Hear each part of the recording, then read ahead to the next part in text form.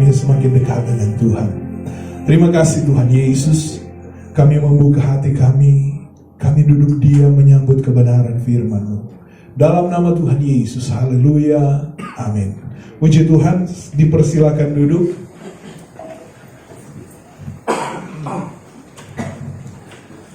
Haleluya, haleluya. Berikan kemuliaan yang paling meriah bagi Tuhan kita Yesus Kristus.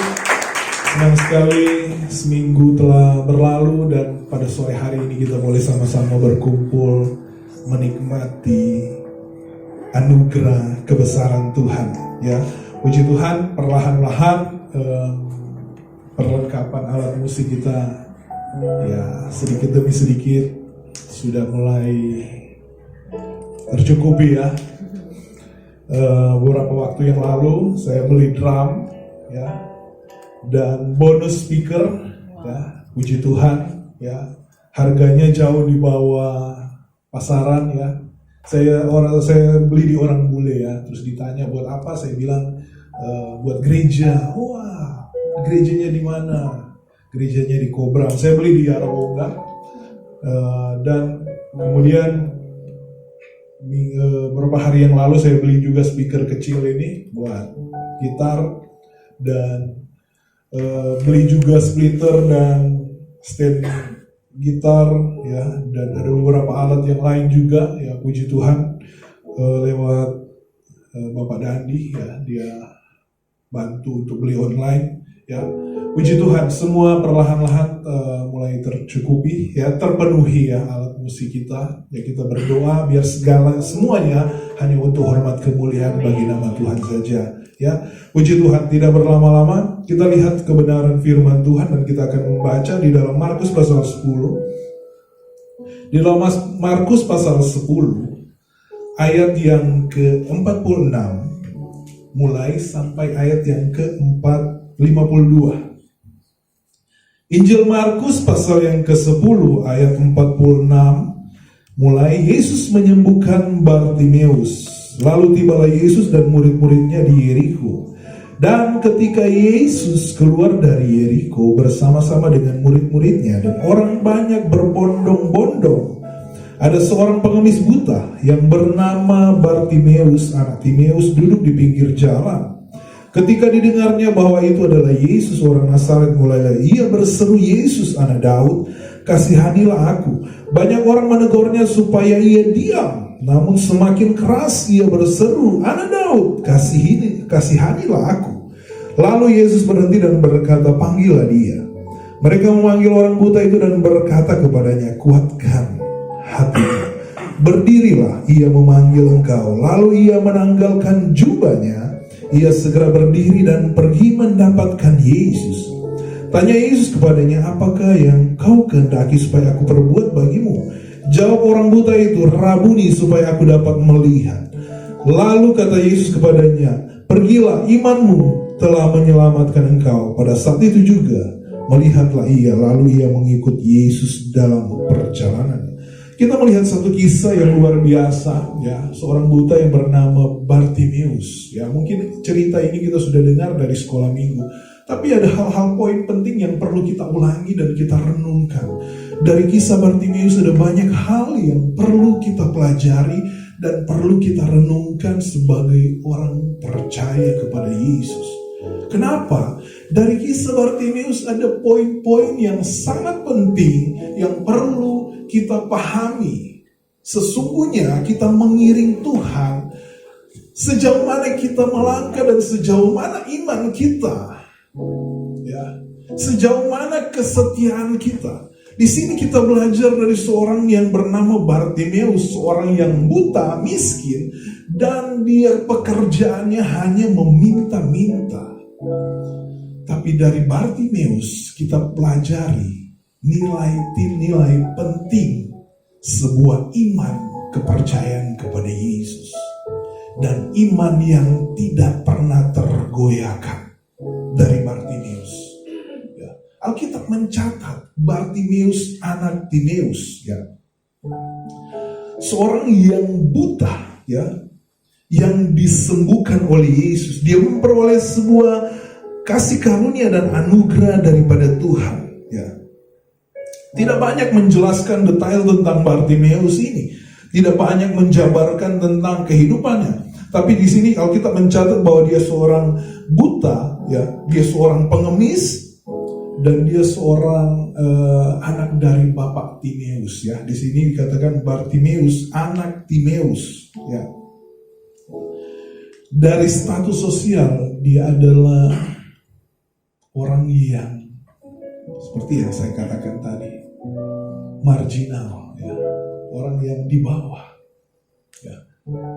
Pekerjaan sehari-harinya hanya sebagai seorang pengemis. Ya. Beberapa waktu yang lalu, ya, beberapa tahun yang lalu, waktu saya masih di Malang, ya, saya melihat kehidupan beberapa orang pengemis. Ya. Saya suka bergaul dengan orang-orang tukang beca, tukang parkir, ya. Saya sering bergaul dengan mereka dan saya tanya kepada mereka, itu kok setiap pagi ya, setelah saya pulang doa pagi di lampu merah, saya lihat, wih, itu orang-orang yang biasa saya lewat ya dekat gereja, itu kok setiap pagi setelah pulang doa pagi, kita pulang doa pagi 5:30 ya, 5:30 pagi saya lewat, saya lihat, ih, satu mobil bagus loh, turunin itu pengemis di setiap sudut-sudut lampu merah. Nah, satu kali saya penasaran, satu kali saya bertemu dengan tukang parkir sama tukang beca, ngobrol-ngobrol gitu panjang lebar. Pak, itu loh, pengemis-pengemis loh itu, rumahnya mewah-mewah loh. Lah, masa sih? Iya Pak, rumahnya di salah satu daerah di Malang. Pendapatannya mereka melebihi pendapatan dari gaji pegawai negeri. Masa sih? Saya kaget. Iya loh. Wow. Ternyata itu pernah dibahas di salah satu TV nasional di Indonesia. Bagaimana pendapatan pengemis di Indonesia. Ya, sungguh luar biasa. Ya, orang sampai tergerak. Bahkan ada yang pernah sampai bikin kaki buntung. Ya. Sengaja, jadi pakai celana ketat, dilipat kakinya, terus minta-minta. Ada juga yang saya lihat, jadi kakinya dibungkus tape busuk ya, terus kayak dikerubungi lalat, terus orang lihat, waduh kakinya kasihan, dikerubungi lalat ya, timbullah belas kasihan orang untuk memberi. Tapi tanpa disadari banyak sekarang disalahgunakan ya. Bahkan sampai salah satu kejadian yang sangat parah ya, mereka sewa bayi ya, terus keliling minta di setiap sudut lampu merah. Kenapa saya lihat bayi ini kok nggak pernah rewel, nggak nangis, setiap hari ketemu kok nggak nangis? Ternyata anaknya ini, anak bayi ini dikasih minum CTM supaya dia tertidur pulas. Wow ya. Dan sungguh luar biasa pendapatan mereka. Tapi beda dengan zaman dulu, Bartimeus benar-benar dia adalah seorang pengemis yang nggak bikin-bikin, ya, dia buta secara fisik. Tapi inilah kehidupan, ya. Tapi ada hal penting yang perlu kita pelajari dari Bartimeus, ya. Hal penting perjumpaan yang luar biasa Bartimeus bertemu dengan Yesus. Kita melihat ayat 46. Lalu tibalah Yesus dan murid-muridnya di Yeriko, dan ketika Yesus keluar dari Yeriko bersama-sama dengan murid-muridnya dan orang banyak berbondong-bondong, ada seorang pengemis yang buta bernama Bartimeus, anak Timeus, duduk di pinggir jalan. Nah, ayat 46, perhatikan, ayat 47, perhatikan baik-baik kata ketika didengarnya. Ya. Ketika didengarnya. Ketika kita dengar, oh ada yang mau datang, wah Presiden Jokowi mau ke Australia, mau datang ke Gobram. Ketika kita mendengar, wah saya ingin bertemu, ya. Contoh, ya. Tapi ini di sini kita melihat ketika didengarnya bahwa itu adalah Yesus orang Nazaret, mulailah ia berseru, Yesus anak Daud. Ya. Ada satu kerinduan perjumpaan dengan Yesus. Saudara-saudara, ketika saudara datang beribadah kepada Tuhan, adakah saudara memiliki antusias ketika mendengar kita akan beribadah? Saudara harus memiliki hal ini, ya. rasa kerinduan yang besar. Ya. Jadikan itu, ibadah itu sebuah kebutuhan, bukan sebuah rutinitas. Ketika kita menjadikan ibadah itu sebagai sebuah rutinitas, kita tidak akan menemukan inti dari ibadah. Ya. Ibadah kita harus jadikan sebuah kesukaan, kerinduan, kebutuhan. Ya. Kalau itu menjadikan sebuah kebutuhan, maka kepuasan hal-hal rohani akan kita miliki. Ya. Akan kita nikmati bahwa setiap perjalanan hidup kita selalu bersama dengan Yesus. Kita akan menemukan banyak arti sebuah pengalaman rohani. Itu yang Tuhan mau. Ya, di sini kita melihat Bartimeus dia buta, dia tidak pernah melihat Yesus. Tapi ada hal yang penting dikatakan. Ya. Pada waktu itu bagaimana keadaan ya? Ini saya pelajari bahwa ini adalah salah satu mujizat terakhir yang dicatat Injil Markus, ya. Perjalanan dari Yeriko ke Yerusalem. Ini perjalanan terakhir Yesus. Dan Yesus bertemu dengan Bartimeus. Ya. Pada waktu itu, saudara, orang-orang dari Yeriko berbondong-bondong ingin ke Yerusalem. Ya. Mereka akan merayakan Paskah. Dan perjalanan waktu itu banyak sekali orang, ya, mereka akan merayakan Paskah. Perjalanan bangsa orang-orang Yahudi ingin merayakan di Yerusalem, pun titik temunya di Yerusalem. Ya, mereka akan merayakan Paskah dan mereka mulai berkumpul, berjalan. Dan ketika Yesus melewat, mereka sudah tahu bahwa Yesus selalu mengadakan mujizat dimanapun dia pergi dan berada. Tapi di sini ketika orang-orang mulai melihat, didengar bahwa Yesus akan lewat, mereka mulai berkumpul di pinggir jalan. Mereka ingin melihat Yesus karena nama Yesus sudah tersiar. Ya. Yesus membangkitkan orang mati, Yesus menyembuhkan, Yesus memulihkan, Yesus mengadakan mujizat demi mujizat. Nah, di sini kita bisa melihat perjumpaan Yesus dengan Bartimeus. Ya, ketika didengarnya, ya, Bartimeus mendengar, ya, bahwa itu adalah Yesus orang Nazaret. Ya, ini perjumpaan yang luar biasa. Kalau kita merenungkan, ya, bagaimana perjumpaan kita dengan Tuhan, awal-awal kisah kita dengan Tuhan, bagaimana kita bertemu dengan Tuhan, manis bukan? Ya, apakah semanis hari ini? Ya, pertahankan ya, pertemuan kita dengan Tuhan. Mulailah orang banyak berbondong-bondong ingin melihat Yesus, ya. Mereka berdesak-desakan ingin bertemu dengan Yesus, ya. Di sini kita melihat, saya baca seterusnya. Mulailah ia berseru, Yesus anak Daud, kasihanilah aku. Mulai dia berseru, ya. Saudara bisa bayangkan orang yang banyak pasti ribut kan? Yesus, oh Yesus, mereka mulai berbicara tentang Yesus dan suasana pada waktu itu mulai rame, ya.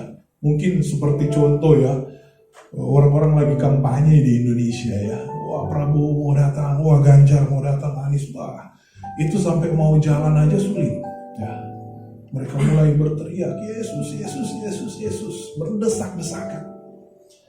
Dan saudara tahu di suatu sudut jalan yang sempit ada sosok yang bernama Bartimeus. Ya, orang tidak mempedulikan dia. Orang tidak mau menghiraukan dia. Mereka cuma terfokus kepada pribadi Yesus. Tapi firman Tuhan berkata bahwa mulailah ia berseru, Yesus anak Daud, kasihanilah aku. Ya. Saudara, mungkin hari-hari ini tuh orang tidak peduli dengan saudara. Orang tidak menghargai saudara. Orang tidak merespon kehidupan saudara. Ingat, Yesus tahu keberadaan hatimu. Yesus peduli dengan hatimu. Tapi satu hal yang saudara harus tahu, bahwa saudara harus berseru kepada Yesus. Ya. Di tengah-tengah keramaian dunia, siapa yang peduli? Semua fokus dengan kehidupan masing-masing. Ya. semua fokus dengan gemerlapnya dunia, ya, engkau dalam kondisi apapun, mungkin tidak ada orang yang tahu, tidak ada orang yang peduli. Ya. Mulai berseru kepada Yesus. Cuman Yesus yang peduli sama saudara. Ya. Siapapun kadang-kala cuman angin lalu. Ya. Cuman Yesus yang peduli. Cuman Yesus yang tahu kebutuhan saudara. Saudara sakit pun Yesus yang lebih peduli. Ya, mungkin tanpa saudara sadari. Ya, tapi Yesus peduli dalam segala kondisi apapun dalam hidupmu. Di tengah-tengah gemerlap dunia, orang fokus dengan segala sesuatu yang bersifat dunia. Ya, Yesus peduli dengan keberadaan kehidupan saudara.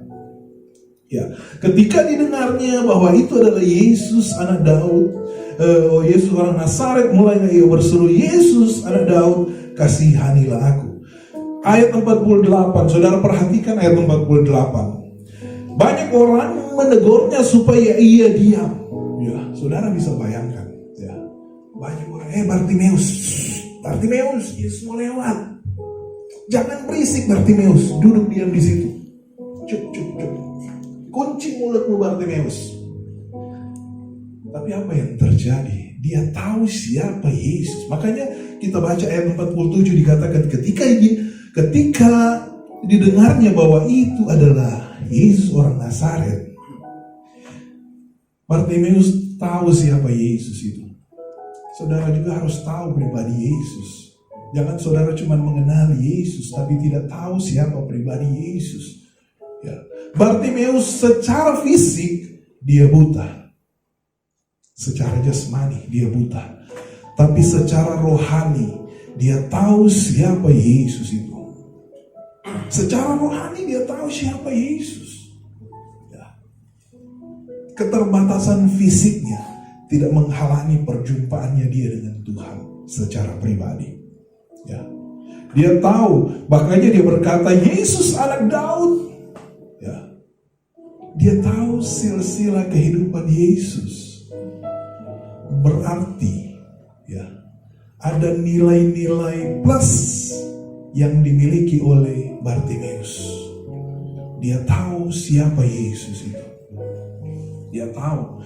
Orang banyak berkata, Bartimeus diam. Bartimeus diam. Ya. Mungkin hari-hari ini saudara diperhadapkan hal seperti ini. Ya. Saudara diperhadapkan dengan kondisi seperti ini. Ya. Tapi ingat, Tuhanlah pembela kita. Ya. Tuhanlah yang peduli.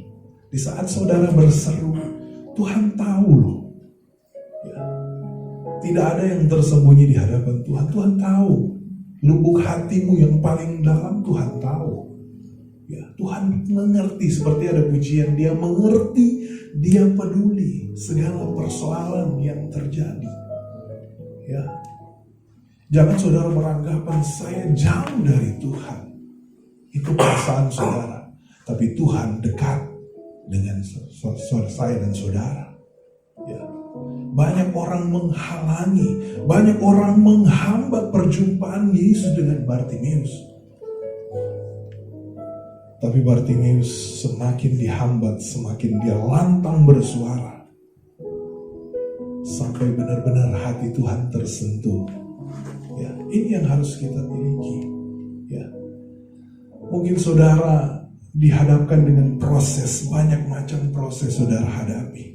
Saudara diproses di tempat kerja, saudara diproses di mana-mana. Andalkan Tuhan. Ya, Tuhan lebih tahu. Tuhan lebih peduli. Ya. Tidak ada yang dapat membatasi kuasa Tuhan. Ketika Tuhan mengangkat, tidak seseorang pun yang akan merendahkan. Ya. Ketika Tuhan memimpin, ya, Dia akan berperang ganti kita. Amin. Kita akan memiliki kemenangan lepas kemenangan. Ya. Tapi jalani hidupmu dengan berbagai macam proses. Memang proses itu nggak enak. Ya. Mutiara. Ya. Mutiara yang saudara lihat begitu indah adanya, itu melewati proses tidak mudah.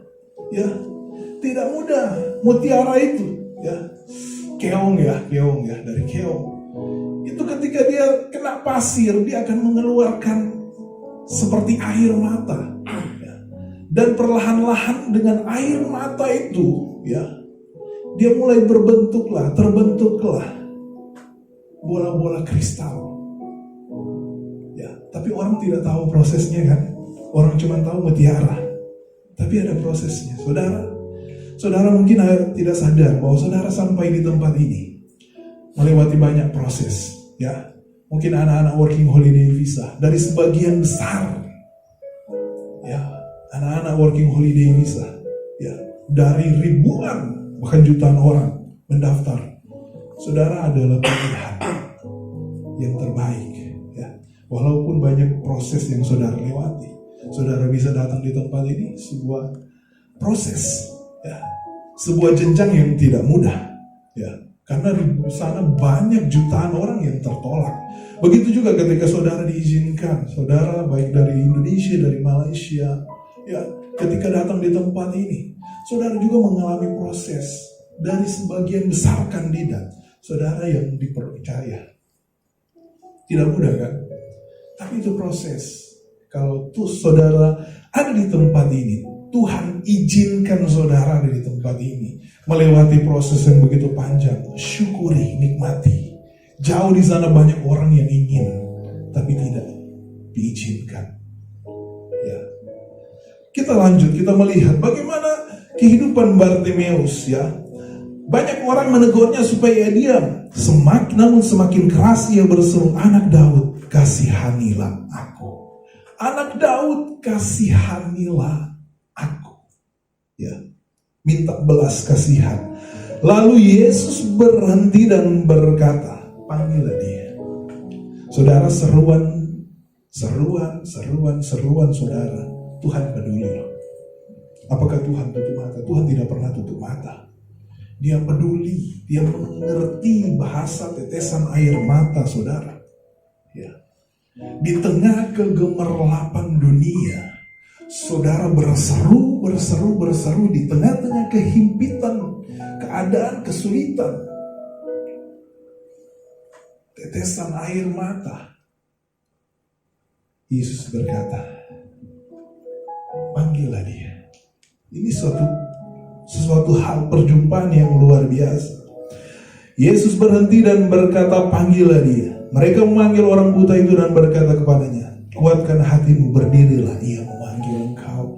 Saudara, ketika kita menerima jawaban dari Tuhan, aduh, lega banget saudara. Lega banget. Ya, lega banget. Dan saya percaya bahwa saudara pernah mengalami apa yang namanya mujizat. Entah prosesnya seperti apa, tapi saya percaya bahwa saudara pernah mengalami apa yang namanya mujizat. Dan itu pengalaman pribadi saudara dengan Tuhan. Itu adalah perjumpaan pribadi saudara dengan Tuhan. Ketika saudara dalam pergumulan hidup, proses hidup, ketika Tuhan menjawab setiap doa saudara, itu adalah suatu perjumpaan yang luar biasa. Dan itu pengalaman ilahi, ya. Dan semua orang berbeda-beda. Satu dengan yang lain mengalami perjumpaan yang berbeda-beda. Itu perbedaannya. Dan saya percaya bahwa ketika saudara mengalami mujizat, itulah kesaksian hidup saudara. Dan di sini Alkitab mencatat tentang kehidupan Bartimeus, seorang yang buta secara fisik, tapi perjumpaannya dengan Tuhan, pengenalannya akan Tuhan itu bermula dari pengenalan akan Tuhan, masuk kepada jenjang bagaimana perjumpaan dengan Tuhan. Ada levelnya, dia kenal dulu Tuhan, baru dia masuk perjumpaan dengan Tuhan. Setelah dia bertemu dengan Tuhan, level selanjutnya apa saudara? Ya. Mengalami mujizat dengan Tuhan. Ada level, ada jenjangnya. Dan itulah yang dialami oleh Bartimeus. Bahkan dikatakan di sini, lalu Yesus berhenti dan berkata, "Panggillah dia." Mereka manggil orang buta itu dan berkata kepadanya, "Kuatkan hatimu, berdirilah, ia memanggil engkau." Dari ratusan mungkin ribuan pada waktu itu. Orang-orang banyak yang ada pada waktu itu. Mata Yesus, hati Yesus cuman tersentuh kepada sosok yang bernama Bartimeus yang tidak dihargai orang, yang dicampakkan oleh orang. Matanya ada yang tertuju kepada Yesus. Itu yang luar biasa. Ya. Itu yang luar biasa dari sebagian yang hadir di tempat ini. Ya. Saya percaya hati Tuhan tersentuh kepada hati yang benar-benar tulus, murni, terbuka kepada Tuhan. Ya. Sebentar kita akan menikmati perjamuan kudus. Ya. Kita mau menghargai karya salib Tuhan.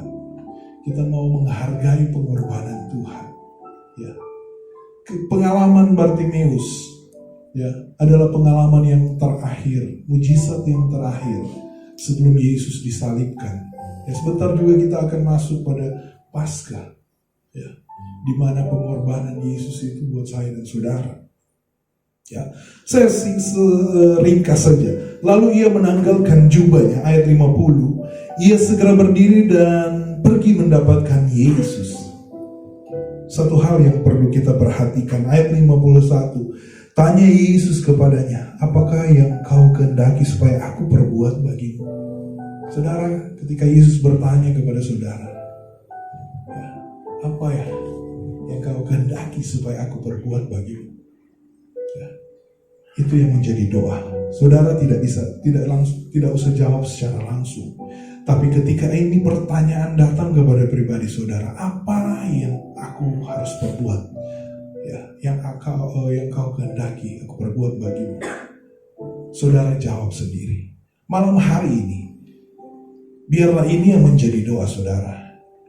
Ketika firman Tuhan datang kepada saudara, apa yang kau kehendaki, ya aku, Yesus, perbuat bagimu. Saudara, utarakan langsung kepada Tuhan. Ya, apa yang menjadi doamu?